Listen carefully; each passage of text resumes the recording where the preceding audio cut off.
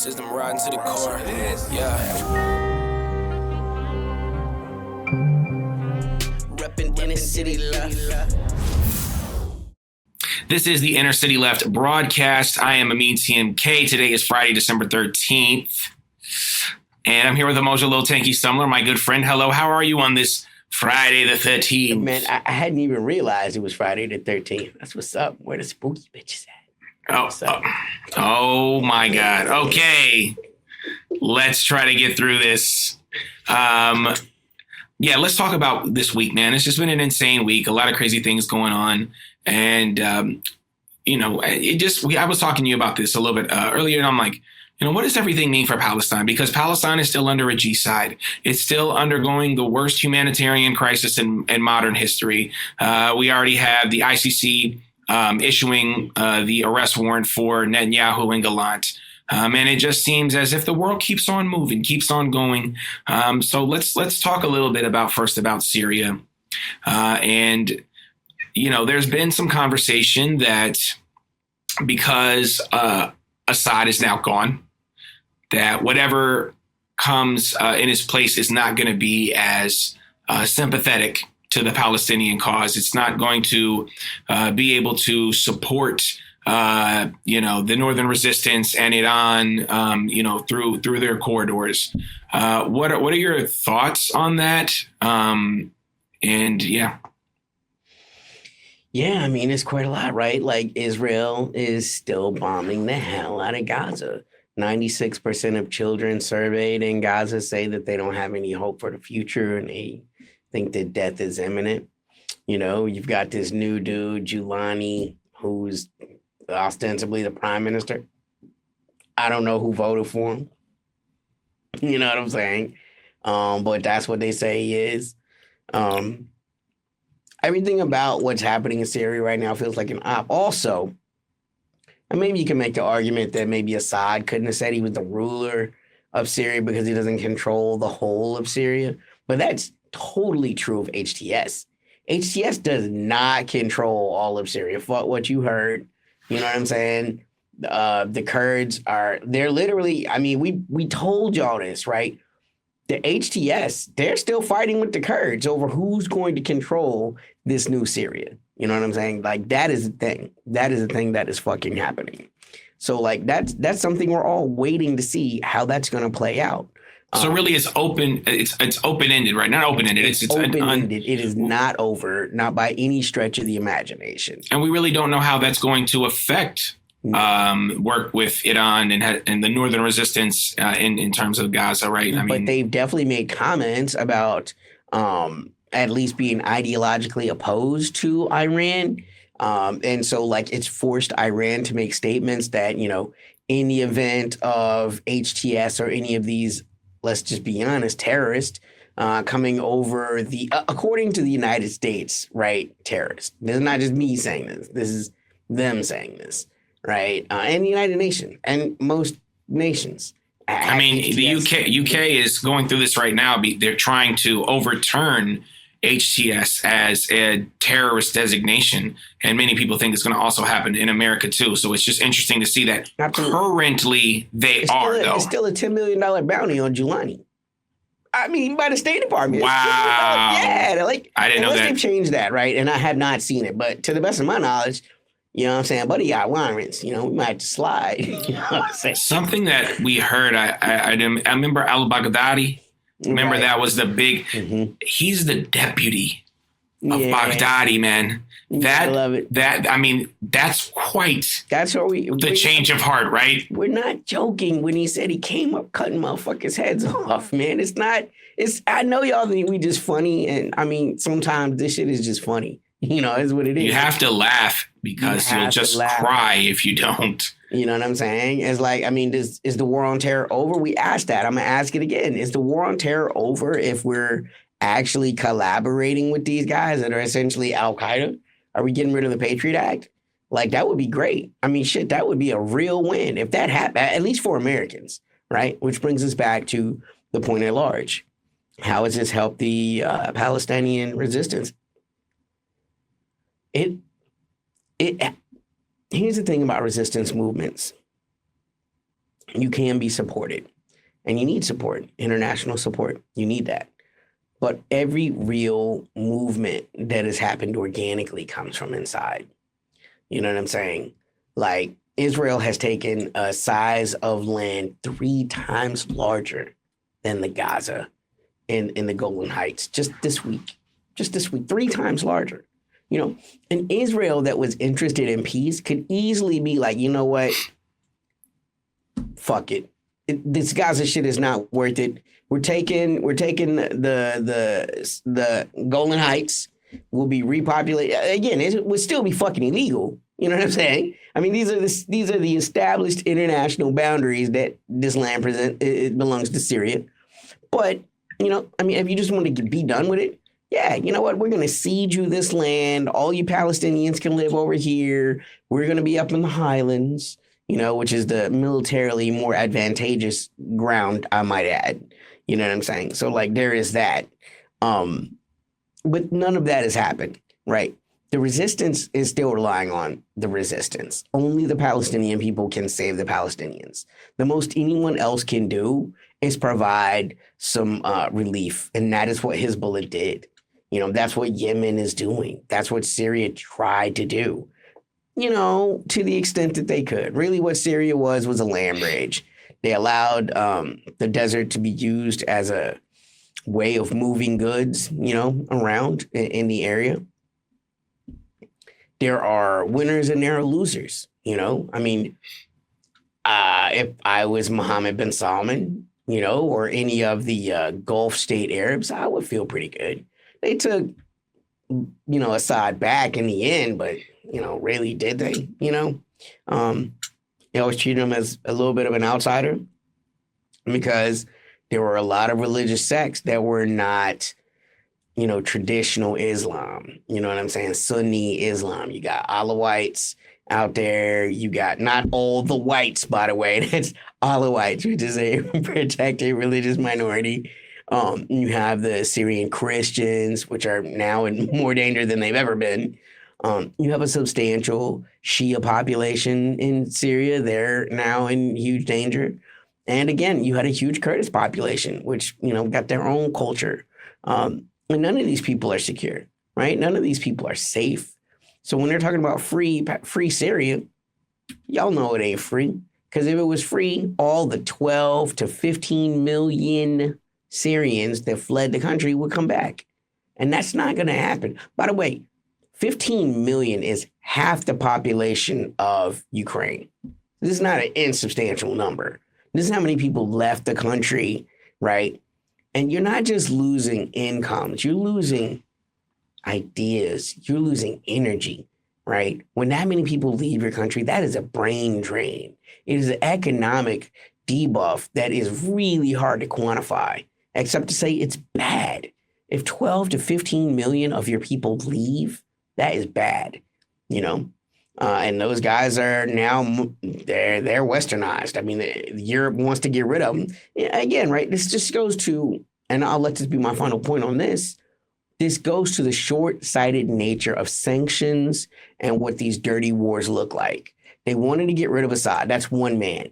And to do it, they were willing to inconvenience, at the very least, 12 to 15 million people. And it's not including the people that just outright died in this conflict, simply to make Israel feel more secure. And what did they do? Immediately land grabbed. And what did Europe say? Nothing. What did America say? Nothing. Right? So when Israel takes land for a security buffer, it's no problem. When Russia does it, we got to sanction the hell out of them. We got to seize their $300 billion that is in Western banks, right? Like the hypocrisy becomes more and more just obvious, odiously obvious every day.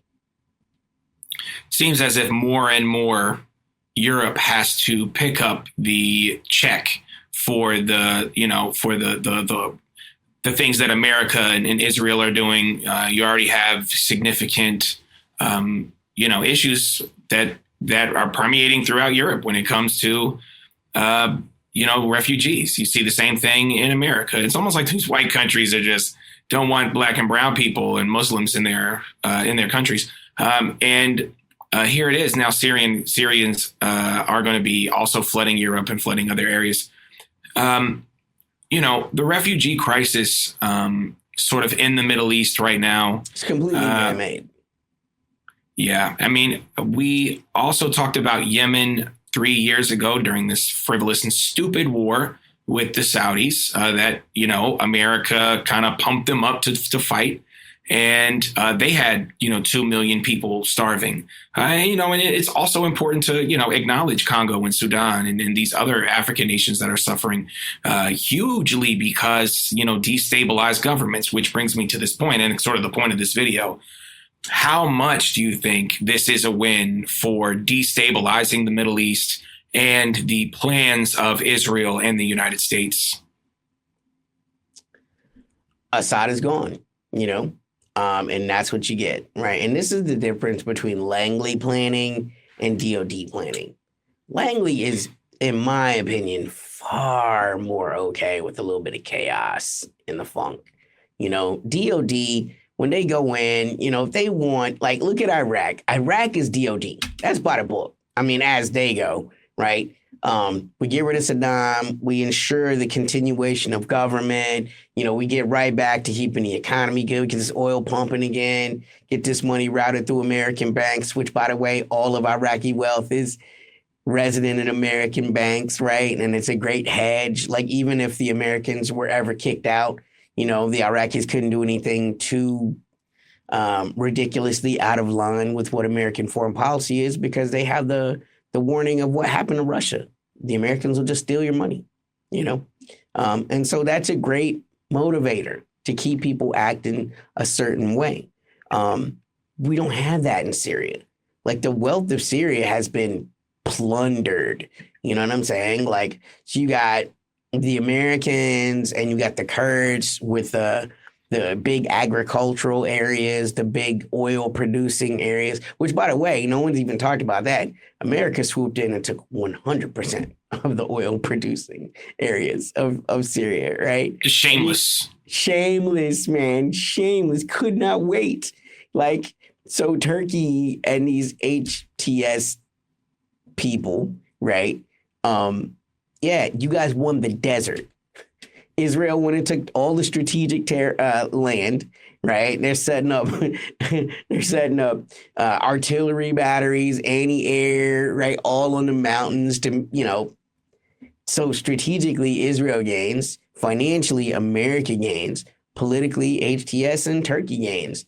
But again, that's the problem with proxy forces, because it's not the Turkish army in there. It's not the American army in there, even though it is the Israeli army in there, right?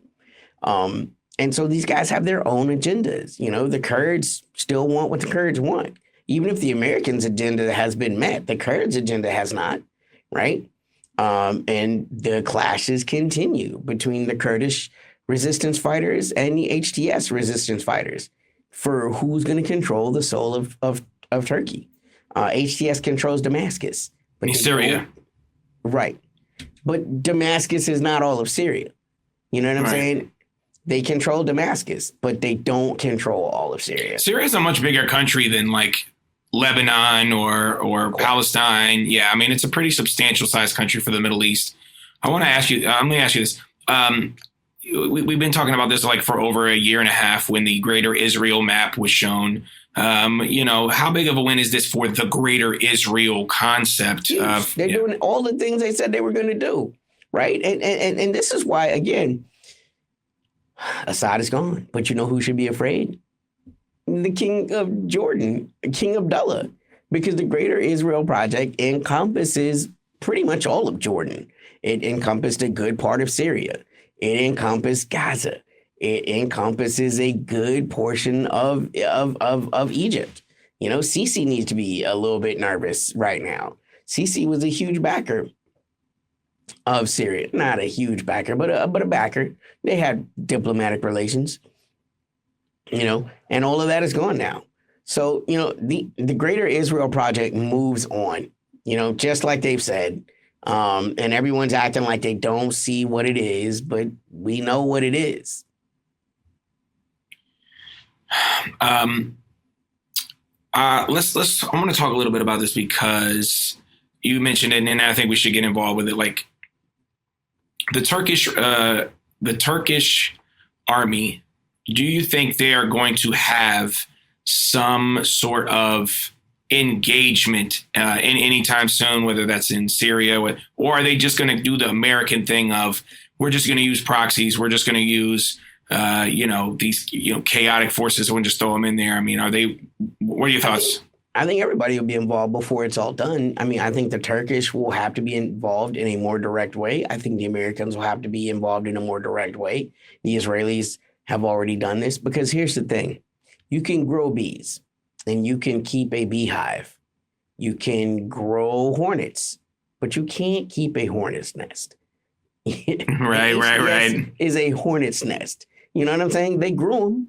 They put them where they want to be, but you ain't going to reach in there and pull out no honey, buddy.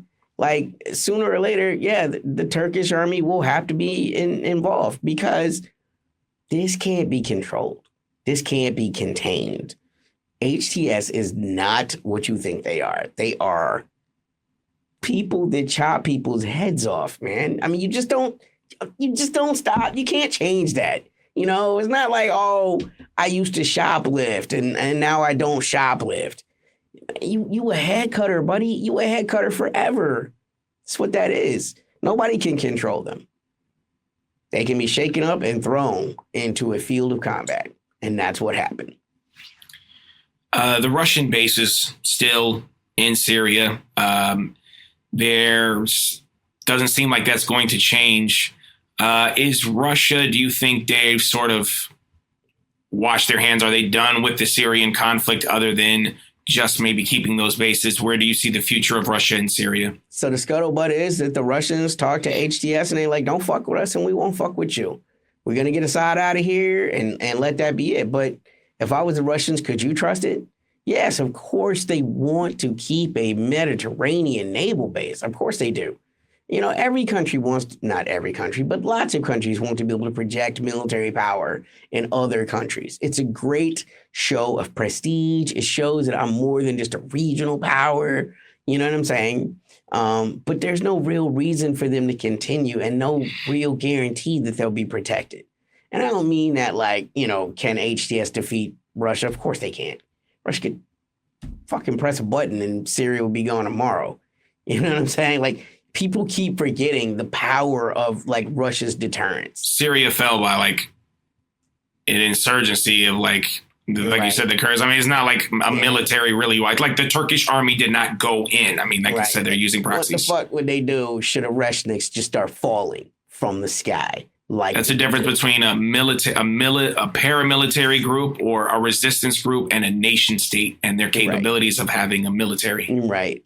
Yeah. So, if I was Russia, I would probably be working my way out of there as soon as possible. Not immediately, because, you don't want to look like you're running. But within 2 to 5 years, I would truly be amazed if the Russians still had a presence in Syria as the situation stands. Again, it might normalize. It might stabilize sooner than we think, but I'd be shocked if that happened. I mean, is Libya stabilized? No. Libya's still a freaking mess. And Syria's going to be a mess like Libya's going to be a mess for quite some time, I think. And I think, again, it's elements of the grand game. Even though Syria itself is not important, the land is not unimportant, right? And so, what's going to happen is the real players haven't really made themselves fully seen yet. Probably the Americans, probably the Israelis, possibly the Iranians. After all of these little proxy wars are done and HTS is done fighting the Kurds and both of these forces are in a diminished state, that's when the real player will move. If I'm a good man, I would bet Israel. Greater Israel. I want to talk to you just a second and just get your opinion on this idea of Israel hitting Iran's nuclear sites. This has kind of been a topic of subject of importance. Yeah. Can you just kind of give me your thoughts? The McLaren that I've been looking at for quite some time. You know what I'm saying? I was thinking about the Bugatti, but in the end, I was like, you know what, a Bugatti, let's go with the McLaren. right? Because what we're talking about right now is fucking fantasy, right? Israel has fantasized. It's been a wet dream forever for Israel to go into Iran and blow up their nuclear sites.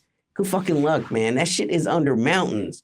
It's not like, Beirut where you can, load up 100 F-35s and then, all fly and do, stand munitions and drop 82,000-pound bombs and kill his. But you can't do that in Iran. It's too far away. Their air defense is too good.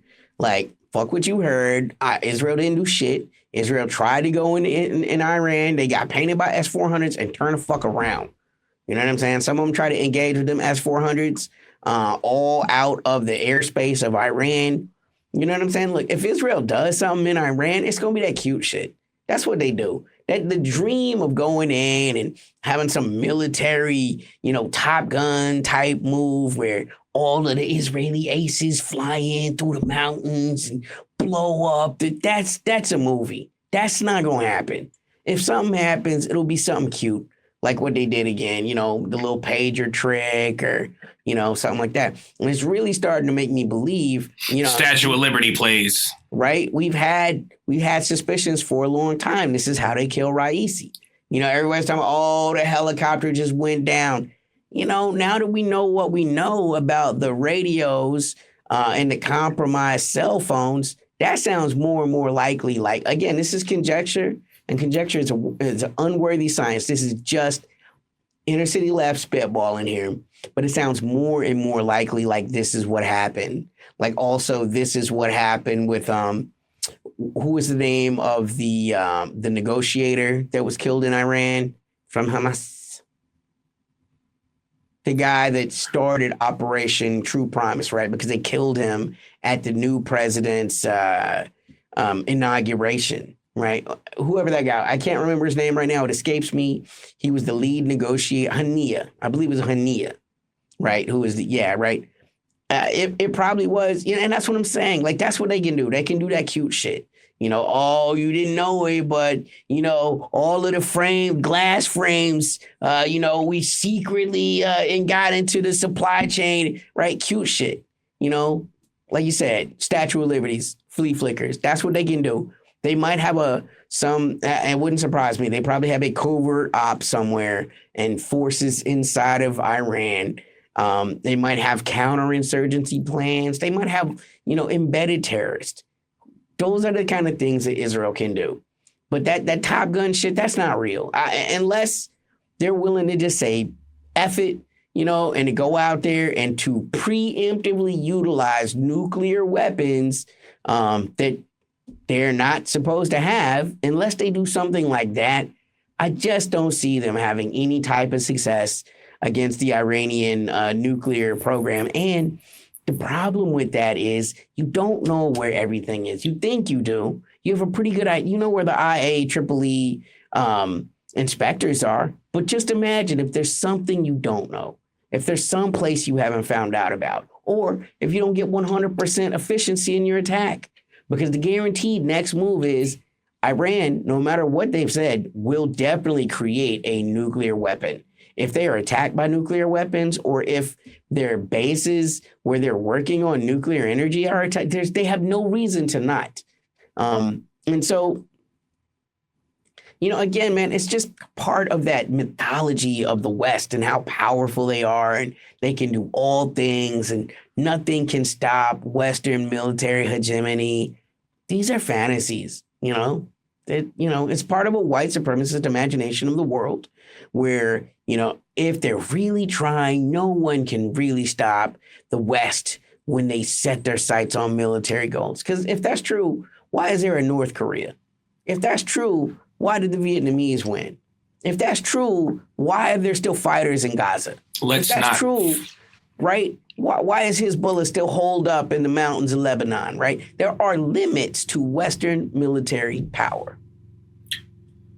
If you ever feel bad about yourself, just don't forget it took $4 trillion and 20 years to replace the Taliban with the Taliban. And that's what America does. They actually lose. I don't know if you can hear this.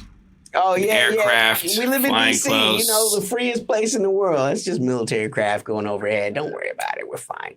I just wanted to say this because there was this idea that the G-side happening in Palestine, specifically in Gaza, was going to be this radical changing event for the world. All of the UN, all of the protests, ICC, basically Israel is a pariah state. They're hated by, the majority of the global South and a significant portion of the West. As long as Israelis can go to quote unquote white nations, they don't care. And they're going to make special dispensations, right? Like one of the chief military advisors in Israel just went to Britain and, Keir Starmer had a writ of diplomatic immunity provided so that there would be no ICC interference, right? So rule of law, once again, right? Rule of law. Maybe they don't care. I don't know. They don't care. I think being a pariah, I think for a regular citizen and regular Israeli citizen, and we can acknowledge that there's really not an Israeli left or an Israeli central because they left. But those people left for those reasons. They left because they had become a pariah state. Now, I think the people that are left, obviously the diplomats don't have any things to worry about. Israel as a state, currently doesn't have anything. I don't want to say anything to worry about. They got plenty to worry about, but they are pretty much in a stable place. But, their businesses, suffered with BDS. Again, I'm not saying this is going to change anything. I'm just saying that basically the population, every average everyday population leveraged an incredible amount of space and time and effort into hopefully destabilizing the Israeli regime and helping the Palestinian people. But as we see, even with all of the BDS, with Israel becoming a pariah state, with the ICC, verdict, and all these other things, it doesn't matter unless you have a nation state that can provide military force. And this goes back to sanction me with your army. If you have a problem with what I'm doing at the highest level, the only way to deter me from doing that is to have bombs, missiles, missile defense, nuclear technology. I'm sorry the world is like this. And the problem, I think, again, is we are not acknowledging that if nation states, this is why geopolitics is so important. Assad is a piece of the game. That's all it is. I'm not saying I love him, I hate him. I'm just saying he's a piece of the game. And liberals need to grow past this. That is a childish worldview, man. I mean, grow the fuck up, man. Assad is bad. That's not good enough of an explanation. Fucking Guantanamo's still open, man. Shut the fuck up. So can we just? Not you, but I know, of course. I just am saying, like, don't you? We know this propaganda, y'all. Please don't fall for it again. You want to find people? I just saw the sun. Ain't seen the sun. I have Israel. Let's do Israel now. The man ain't seen the sun this long. Bay now. He was in a dungeon, but he had nails like this, though. Manicure. How you get nails like crispy, how you getting a manicure while you in a dungeon, bro? Let's be, 2.4 million people incarcerated. Look, man, people want to fall for that. They're going to fall for that. Y'all think that, again, don't talk to me like you care about prisoners when America is the largest imprisoner of people in the world.